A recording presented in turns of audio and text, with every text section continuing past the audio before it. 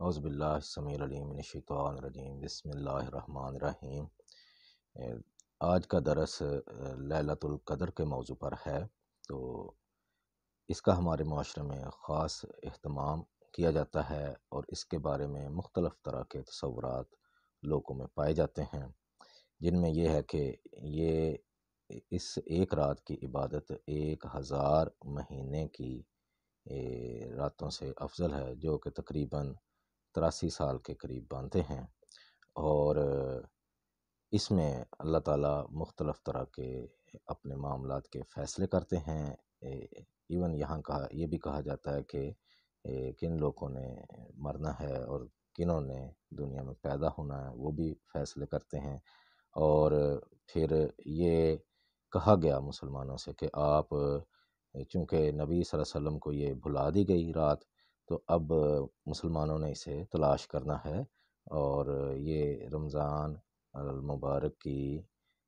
آخری عشرے کی طاق راتوں میں اس کو تلاش کرنا ہے۔ لیکن اس کے بعد بھی بہت سی روایات ہیں کہ جو متفق ہیں لوگ عام طور پر کہ یہ 27ویں کی جو رات ہے وہ یہ لیلۃ القدر کہلاتی ہے۔ تو اس پر آنے سے پہلے ہم تھوڑی سی بات کریں گے کہ دین کا ایک بنیادی ڈھانچہ ہے ہمارے دین کا، جو قرآن کریم نے بیان کیا ہے۔ تھوڑا سا اس کو میں واضح کرنا چاہتا ہوں کہ یہ دنیا پیدا کی گئی ہے اور اس میں ایک چیز رکھی گئی ہے مکافات عمل، یعنی جو کچھ بھی آپ اس میں اعمال کریں گے تو اس کا صلہ آپ بعد کی زندگی میں پائیں گے، جیسا کہ نبی کریم صلی اللہ علیہ وسلم نے فرمایا الدنیا مزرعۃ الآخرہ، کہ دنیا جو ہے وہ آخرت کی کھیتی ہے، جو یہاں بوئیں گے ویسا ہی آخرت میں آپ پھل کاٹ لیں گے۔ تو یہ اللہ تعالیٰ نے مختلف مقامات پر یہ چیزیں واضح کر دی ہیں قرآن کریم میں۔ میں 2-3 مقامات آپ کے سامنے رکھتا ہوں۔ یہ سب سے پہلے سورہ بقرہ کی آیت نمبر 80 سے 82 ہے۔ وَقَالُوا لَن تَمَسَّنَا النَّارُ إِلَّا أَيَّامًا مَّعْدُودَةً قُلْ أَتَّخَذْتُمْ عِندَ اللَّهِ عَهْدًا فَلَن يُخْلِفَ اللَّهُ عَهْدَهُ أَمْ تَقُولُونَ عَلَى اللَّهِ مَا لَا تَعْلَمُونَ بَلَىٰ مَنْ كَسَبَ سَيِّئَةً وَأَحَاطَتْ بِهِ خَطِيئَتُهُ فَأُولَٰئِكَ أَصْحَابُ النَّارِ هُمْ فِيهَا خَالِدُونَ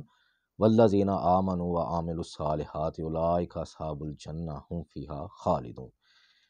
یہ یہودی کہتے ہیں کہ دوزخ کی آگ ہمیں چند روز کے سوا چھو ہی نہیں سکے گی۔ ان سے پوچھو،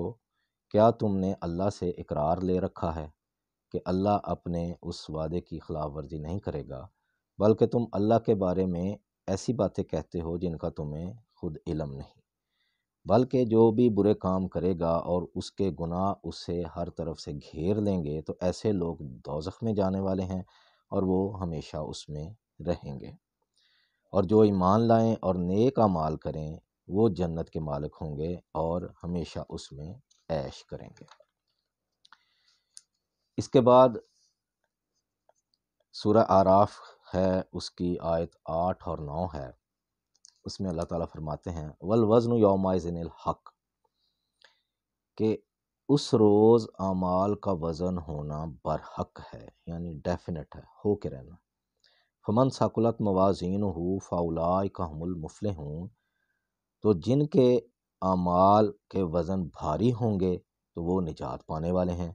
ومن خفت موازینہ فاولئک الذین خسروا انفسهم بما كانوا بآیاتنا یظلمون، اور جن کے اعمال کے وزن ہلکے ہوں گے تو یہی لوگ ہیں جنہوں نے اپنے آپ کو خسارے میں ڈالا اس لیے کہ ہماری آیتوں کے بارے میں ناانصافی کرتے تھے۔ پھر اللہ تعالیٰ سورہ القاریہ میں فرماتے ہیں فَأَمَّا مَنْ ثَقُلَتْ مَوَازِينُهُ فَهُوَ فِي عِيشَةٍ رَاضِيَةٍ، تو جن کے اعمال کے وزن بھاری ہوں گے تو وہ عیش میں ہوں گے۔ وَأَمَّا مَنْ خَفَّتْ مَوَازِينُهُ فَأُمُّهُ حَاوِيَةٌ، اور جس کے وزن یہ ہلکے ہوں گے تو اس کا ٹھکانہ جو ہے وہ حاویہ یعنی دوزخ ہے۔ تو یہ اللہ تعالیٰ کا ایک نظام ہے۔ اس کے علاوہ بھی بہت سے مقامات ہیں۔ یعنی اللہ تعالیٰ نے یہ زندگی دی ہے بطور آزمائش، اس میں 60 70 80 سال کسی بھی فرد کو زندگی ملنی ہے، تو اس میں اللہ تعالیٰ نے اس کے ٹیسٹ یعنی اس کی آزمائش کر لینی ہے کہ یہ بندہ آگے کہاں جانے کے قابل ہے۔ تو وہ پورا قرآن کا جو بنیادی ڈھانچہ ہے وہ یہی ہے کہ جو بھی نیک عمل کرے گا تو وہ آگے جنت کی زندگی گزارے گا۔ لیکن چونکہ ہر مذہب نے اپنے ان کے علماء نے اپنے لوگوں کو کچھ شارٹ کٹس بتا دیے کہ جن کے مطابق وہ اپنے اعمال جیسے مرضی رکھیں، لیکن کچھ شارٹ کٹس کے ذریعے وہ یہ جنت کی زندگی پا لیں۔ جیسا کہ قرآن نے بھی بیان کیا ہے کہ یہودی جو ہیں وہ کہتے ہیں کہ ہم تو اللہ کے بیٹے ہیں اور اس کی محبوب امت ہے، تو وہ ہمیں کچھ نہیں کہے گا۔ اور پھر کہا، جیسے میں نے آیات پڑھی سورہ بقرہ کی، کہ وہ کہیں گے کہ اگر ہم گئے بھی جہنم میں تو چند روز کے لیے جائیں گے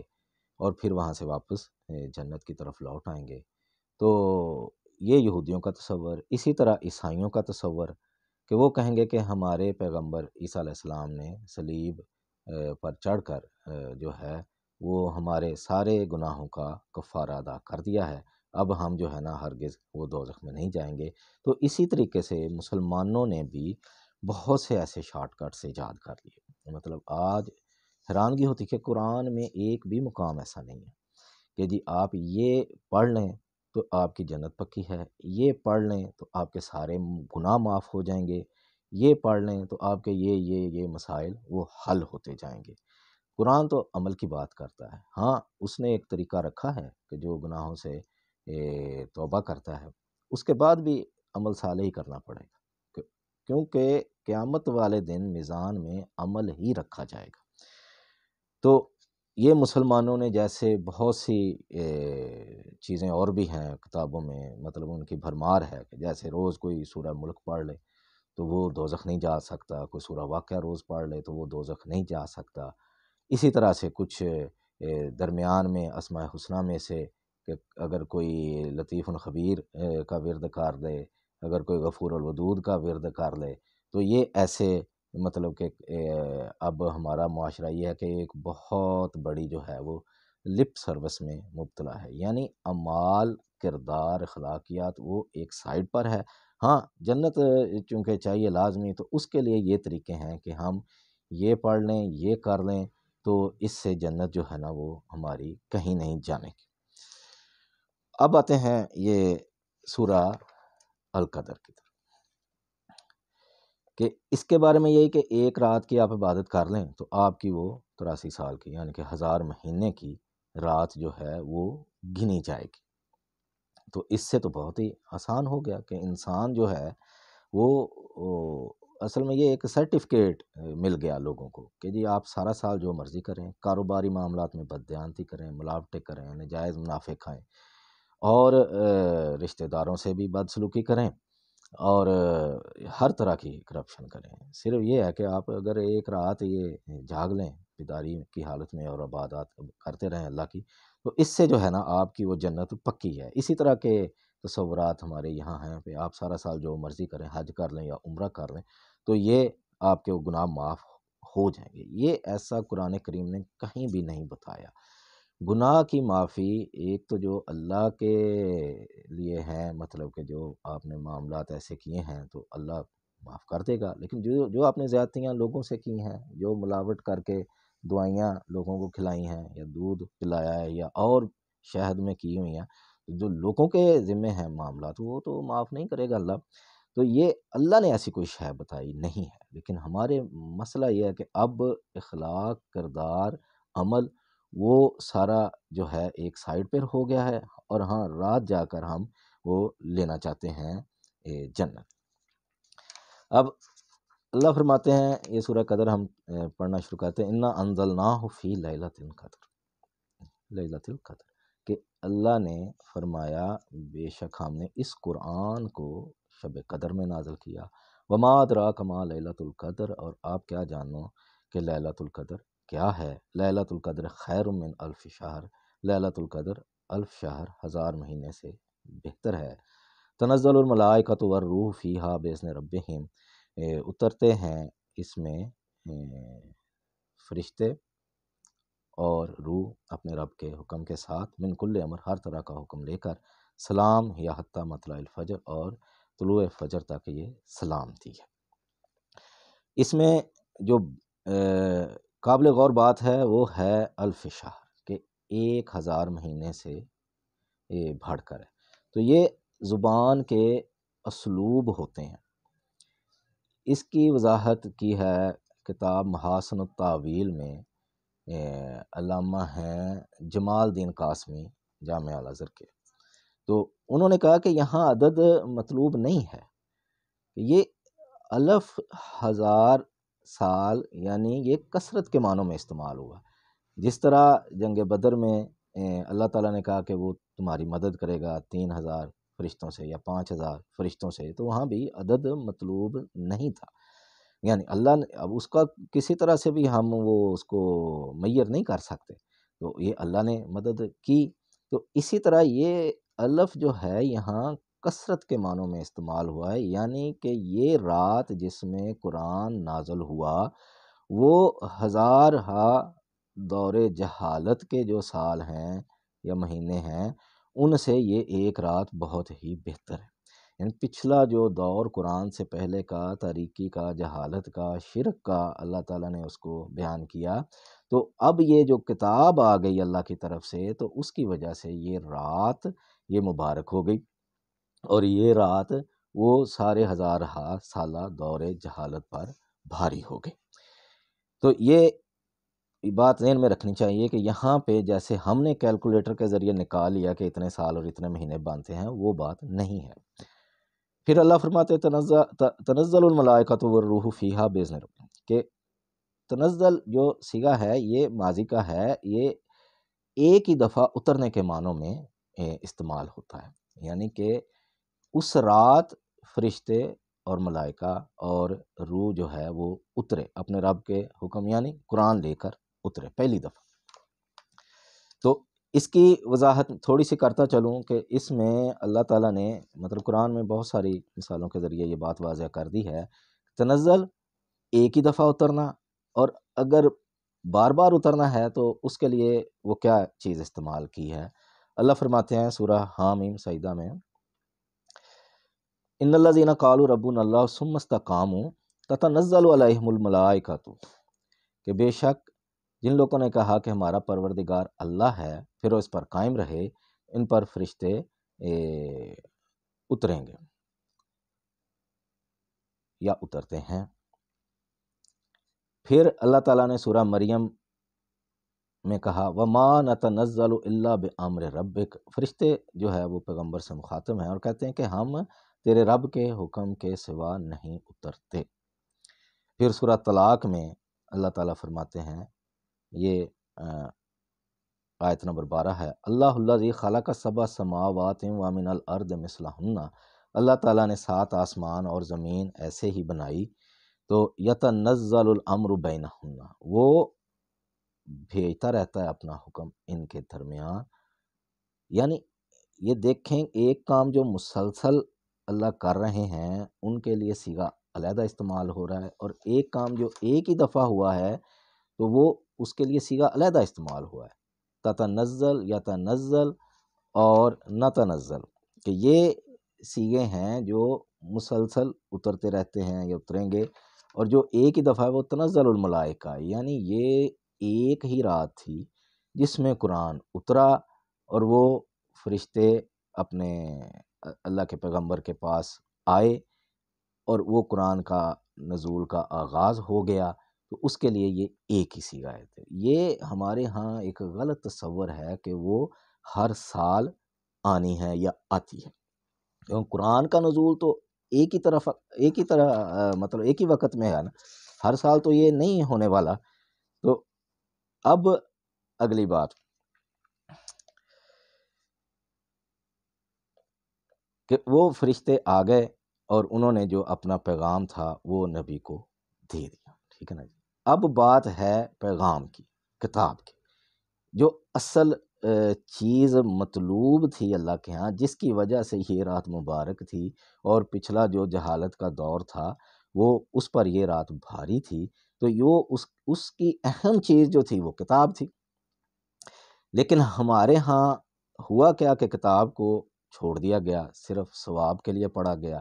ٹھیک ہے، مردے بخشوانے کے لیے پڑھا گیا، اور لیکن یہ رات جو ہے نا، یہ ہم نے مضبوطی سے پکڑ لی کہ اب اس کی جو ہے تو تلاش کرنی ہے۔ تو اسی طرح سے یہ اللہ تعالیٰ نے سورہ دخان میں اس رات کا ذکر کیا، لیکن وہ بھی کس تناظر میں، وہ ہم دیکھتے ہیں حامیم والکتاب المبین، انا انزلناہ فی لیلۃ مبارکۃ انا کنا منذرین، کہ بے شک ہم نے اسے لیلۃ المبارکہ یعنی یہی شب قدر میں نازل کیا، اور ہم ہی یہ ڈرانے والے ہیں۔ فیہا یفرق کل امر حکیم امرا من عندنا انا کنا مرسلین،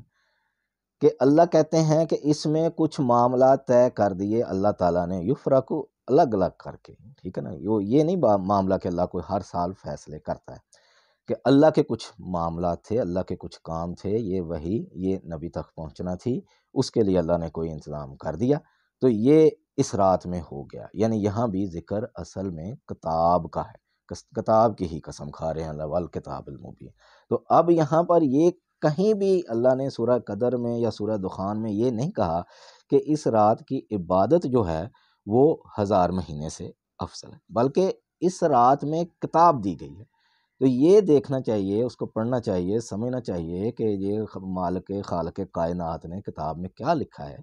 تو اس کو تو کوئی دیکھتا نہیں ہے۔ ہاں وہ راتوں کو جو ہے نا ہم مختلف طرح کی عبادات کرتے ہیں اور مختلف طرح کے وظیفے پڑھتے ہیں تاکہ ہم جو ہے نا وہ لکھا جائے کہ یہ ہمارے عبادت کی رات تھی۔ تو اگلی بات یہ ہے، جو لوگ کہتے ہیں کہ جی یہ فیصلوں کی رات ہے، اللہ فیصلے کرتا ہے، تو ان کے لیے یہ عرض ہے کہ یہ جو دن اور رات اور سال مہینے کی جو تقسیم ہمارے لیے ہے، وہ ہمارے نظام شمسی کی مرہون منت ہے۔ اللہ تعالیٰ ان چیزوں سے بہت بلند ہے، اللہ تعالیٰ کے لیے تو کوئی شے مشکل ہی نہیں ہے۔ وہ تو سورہ حج میں کہتا ہے کہ جی وہ تو سب کچھ اس نے تو لکھ کے رکھا ہے پہلے سے، ان ذالک علی اللہ یسیر، یہ اللہ کے لیے تو بہت آسان ہے۔ یعنی کہ ہم لوگ اللہ کی طاقت کا ہی درست اندازہ نہیں لگاتے کہ اللہ کو ہر سال یہ حساب کرنے کی ضرورت ہے۔ اللہ کے ہاں تو ہر شے واضح ہے، لوح محفوظ میں ہر چیز لکھی ہوئی ہے۔ ہاں ہماری جو اس وقت کی سینس ہے وہ اس کو جو ہے اس پر نہیں ہم اس کا اندازہ لگا سکتے، لیکن اللہ کہتا ہے کہ وہ ہر شے اس نے لکھ کے رکھی ہے، اور یہ اللہ کے لیے آسان ہے کہ ہمارا علم اس تک نہیں پہنچ سکتا۔ تو یہ چیز واضح رہنی چاہیے کہ یہ اللہ کو ہر سال فیصلے کرنے کی ضرورت نہیں ہے۔ تو یہ پھر اب آتے ہیں کہ ہم نے تلاش کرنا ہے۔ اب تلاش کرنے والا بھی کام، یہ عجیب بات ہے کہ پوری تاریخ میں جتنے بھی اعمال ہیں، حج ہے، زکوٰۃ ہے، نماز ہے، جہاد ہے، اور یہ ہمیں ملتے ہیں صحابہ کرام کے عمل سے، بعد کے بزرگان دین کے اعمال سے، لیکن کبھی بھی کسی نے آ کے جو نہیں کہا کہ جی اس کو یہ رات مل گئی ہے۔ نبی صلی اللہ علیہ وسلم کے دور میں، صحابہ کرام کے دور میں، اور اس کے بعد کے ادوار میں بھی، ٹھیک ہے، وہ تو جہاد میں ہی اتنے مصروف رہتے تھے، اور ان کے جو دوسرے معاملات تھے انتظامی حوالے سے، تو وہ کہیں ایسا تذکرہ نہیں ملتا کہ کوئی صحابی آ گیا جی تو مجھے یہ رات مل گئی ہے، یا بعد کے بزرگوں نے بھی کوئی کہا ہو کہ جی مجھے یہ رات مل گئی ہے، تو اس کا کوئی پیمانہ ہی نہیں ہے۔ اور ہمارے ہاں تو یہ طرفہ تماشا بدقسمتی ہے کہ ہمارے تو وہ نہ چاند کے حوالے سے نہ روزہ صحیح رکھواتے ہیں، نہ عید صحیح کرواتے ہیں، تو ہمارا اس پھر سعودیہ میں جو ہے وہ رمضان کی کوئی تاریخ ہوتی ہے، ہمارے ہاں کوئی اور ہوتی ہے، پشاور میں کوئی اور تاریخ ہوتی ہے، تو رات تو اللہ نے ایک بنائی ہے۔ تو یہ عجیب بات ہے۔ تو اس لیے جو چیز ضروری ہے اس پر توجہ دینی چاہیے۔ اللہ نے اس رات میں اپنے پیغمبر کو قرآن دیا ہے، اور یہ ایک ہی دفعہ آئی ہے، یہ ہر سال نہیں آنے والی، اور اس کے بعد جو ہے یہ جو تلاش کا کام ہے وہ غیر ضروری ہے، کیونکہ اللہ تعالیٰ نے پوری زندگی کے حساب کو اس کو میزان میں رکھنا ہے، ٹھیک ہے۔ ایسا نہیں ہے کہ کوئی ایک رات جاگ گیا تو وہ تو بخشا گیا، اور جو اپنا جس کو رات نہیں ملی تو وہ اپنا جا کے حساب دے۔ تو یہ اللہ تعالیٰ کا ایک نظام ہے، اس کو سمجھنے کی ضرورت ہے کہ اللہ تعالیٰ اعمال کی بات کرتا ہے، اخلاقیات کی بات کرتا ہے، کردار کی بات کرتا ہے، اور نبی صلی اللہ علیہ وسلم نے فرمایا تھا کہ انما بعثت لاتمم مکارم الاخلاق، کہ مجھے اخلاق کی تکمیل کے لیے مبعوث کیا گیا ہے۔ تو اللہ سے دعا ہے ہمیں سمجھنے کی توفیق عطا فرمائے۔